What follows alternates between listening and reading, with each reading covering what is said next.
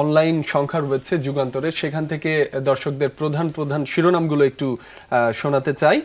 প্রথমে যে শিরোনামটি রয়েছে, অধ্যাদেশের সংশোধন অনুমোদন, রাজস্ব খাতের নেতৃত্বে থাকবেন অভিজ্ঞরা, প্রয়োজনে যে কোনো ক্যাডার থেকে নিয়োগ, নির্বাচনী জোট গঠনের চেষ্টায় জামায়াত, অধিকাংশ ইসলামী দলের না, পৃথক ইসলামী জোট গঠনের চিন্তা, জামায়াতের সঙ্গে জোট বা সমঝোতায় যাবে না জামায়াতে উম্মায়ে ইসলাম বাংলাদেশ, জামায়াতের সঙ্গে আলমদের চিন্তার পার্থক্য বিরাট বলছে বাংলাদেশ খেলাফত মজলিস, ডাকসু নির্বাচন কেন্দ্র করে সরগরম ক্যাম্পাস, পরিপূর্ণ আবাসিক বিশ্ববিদ্যালয় ফোকাস বলছেন আবিদুল ইসলাম, নারীরা নির্ভয়ে চলবে এমন ক্যাম্পাস চায় আবু সাদিক, শিক্ষার্থীদের অধিকার আদায়ে কাজ করব বলছেন উমামা ফাতেমা, অভ্যুত্থানের স্পিরিটকে বাস্তবায়ন করতে চায় আব্দুল কাদের, মতামত জমা দেওয়ার সময় শেষ হচ্ছে আজ, আগস্টেও হচ্ছে না জুলাই সনদ, বাস্তবায়ন নিয়ে শঙ্কা বাড়ছেই, আপত্তিযুক্ত বিষয় বাস্তবায়ন অনিশ্চিত,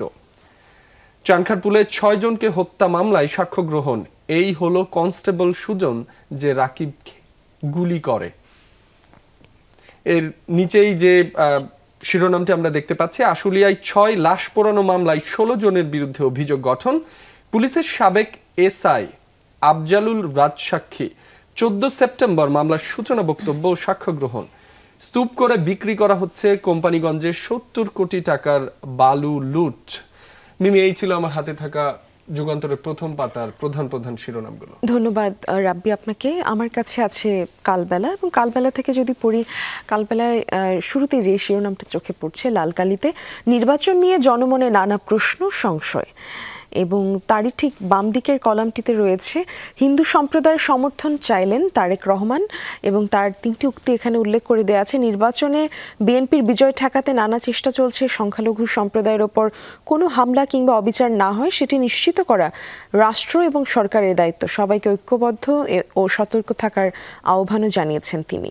এবং বাম দিকের কলামে আপনারা দেখতে পাবেন এখানে দুটি দুস্থ শিশু প্রকল্পে যে বড় অনিয়মের প্রসঙ্গ, সেই বিষয়ক একটি শিরোনাম এসেছে, এখনো অধরা সুউচ্চ ভবন ঠাঁই জীর্ণ কুটিরে, এবং এখানে যেটা বলা আছে যে ১০০ কোটি টাকার ভবন ফাঁকা, দুস্থ শিশুরা এখনো টিন শেডে বন্দী, আধুনিক ডরমেটরি ফেলে রেখে বৃষ্টির পানির নিচে দিন কাটে শিশুদের। তারই ঠিক নিচে যদি আমরা যে শিরোনামটা আছে সেটা যদি পড়ি, অনুমোদন পেল এনবিআর বিভাজন সংশোধনী, উপদেষ্টা পরিষদের বৈঠক নিয়ে এখানে আলোচনা করা আছে, চাইলে পড়ে দেখতে পারেন। তত্ত্বাবধায়ক বাতিলের রায় নিয়ে রিভিউ শুনানি ২৬ আগস্ট, এবং সেই সাথে আছে চালককে ফাঁকি দিয়ে গাড়ি নিয়ে ছুট, প্রাণ গেল ৩ জনের, এবং একটি ছবিও এখানে যুক্ত করা আছে এই শিরোনামটির পাশে, এবং সেই সাথে আছে শেখ হাসিনা সহ ৩২ জনের বিরুদ্ধে সেই সুখরঞ্জন বালির অভিযোগ দাখিল, ইনক্লুসিভে নতুন কিছু করার স্বপ্নে শিবির, এবং আগের ৬ নির্বাচনের ৫টিতেই দলীয় প্যানেল এবং কোনোটিতেই পায়নি উল্লেখযোগ্য সাফল্য, ডাকসুতে শুধু একটি, হল সংসদে কয়েকটি পদের নজির, এবার অবাধ প্রচারে সর্বোচ্চ সাফল্যের প্রত্যয় তাদের। এছাড়া আছে বাংলাদেশের সঙ্গে বাণিজ্য বাড়াতে আগ্রহী পাকিস্তান। আমার কাছে এই ছিল কালবেলা থেকে। মিমি, আমার কাছে আমার দেশের একটি অনলাইন সংখ্যা রয়েছে, সেখান থেকে দর্শকদের প্রধান প্রধান শিরোনামগুলো একটু পড়ে শোনাতে চাই।